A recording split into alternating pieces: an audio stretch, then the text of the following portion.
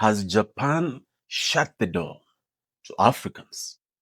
Are Africans about to flood Japan? The answer to both questions is no. But we need to face some hard truths about racism in Japan and how Africans should respond to it.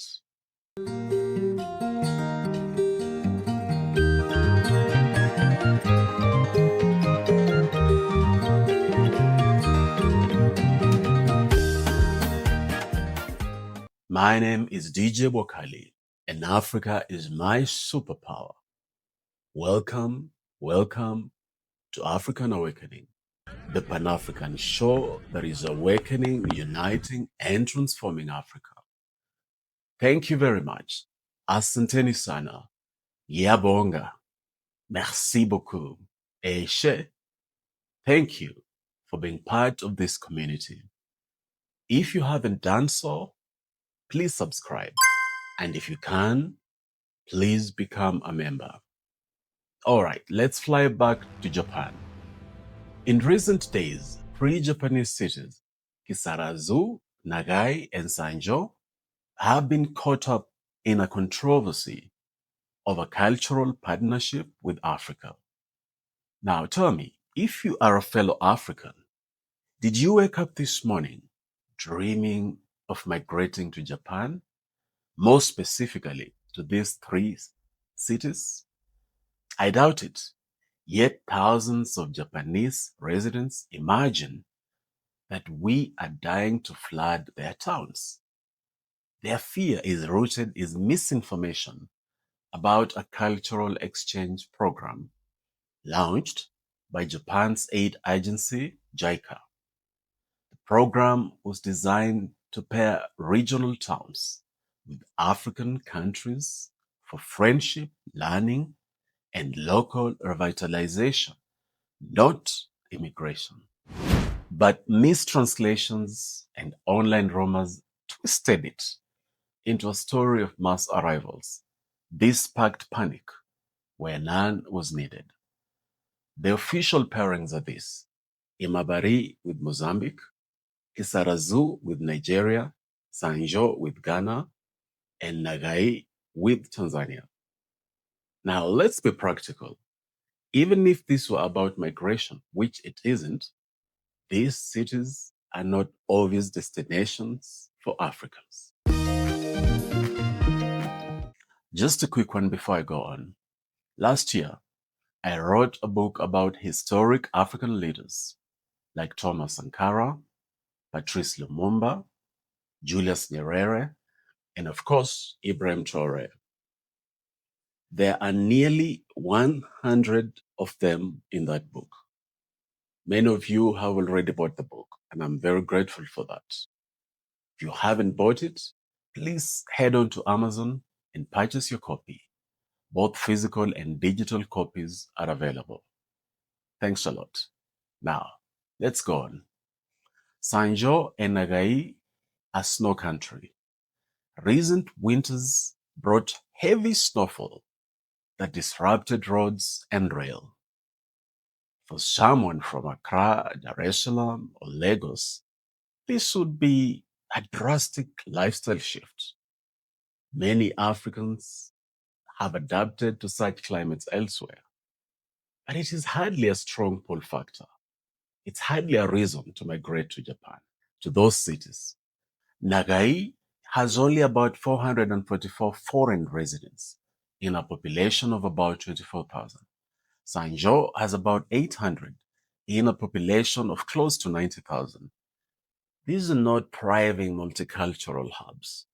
Sanjo is part of the Tsubame Sanjo metal working cluster, known for knives and precision tools. The craftsmanship is world-class, but the jobs require technical Japanese and specialized training, not English or French-speaking newcomers. The truth is this. The truth is simple. Snowy small towns in Japan with thin diaspora support and niche economies do not match the rumor of a flood of African migrants. Now, let's talk about racism in Japan. In 2006, the UN Special Rapporteur on Racism reported deep and profound racism in Japan affecting minorities and foreigners.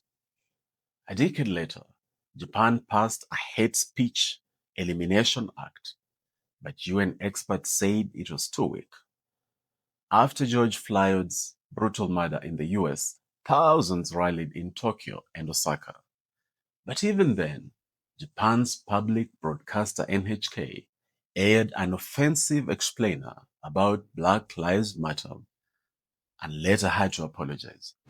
Racial profiling concerns remain. In 2021, the US Embassy warned about suspected racial profiling. In 2024, lawsuits reached Japanese courts with testimony from former officers admitting that foreigners, especially black foreigners, were being singled out. So when false stories about Africans flooding Japanese towns appeared, they landed on ground already seeded with suspicion. Of course, many Japanese rejected the hysteria, but racism cannot be swept under the carpet. Now, let's zoom out. By the end of 2024, Japan had about 3.8 million foreign residents, a record high. Out of these, 25,000 were African. That's less than 1%. In a nation of 124 million, that's just 0.2%. That is not a flood. That is not invasion. If anything, small Japanese towns need to attract migrants to survive. That's why JICA launched this partnership program in the first place. But Japan aside, our eyes must stay on Africa. We, the people of Africa, African leaders, we have to work to realize the African dream right here at home. We will not be saved by a distant town buried under 70 centimeters of snow and offering jobs that demand fluent Japanese. Numbers don't lie. Less than 1% of Japan's foreign residents come from Africa. There is no flood. There is no invasion. What there is fear, fueled by ignorance. And what we must do as Africans is turn our gaze back home. The dream we chase is not in Kisarazu's snowy streets or in Sanjo's workshops. It is not there. It is here in Africa. If we realize the African dream here in Africa, no Roma, no racism, no rejection will matter because our future, our power, our awakening is right here on African soil. Thank you very much. Let's keep transforming Africa.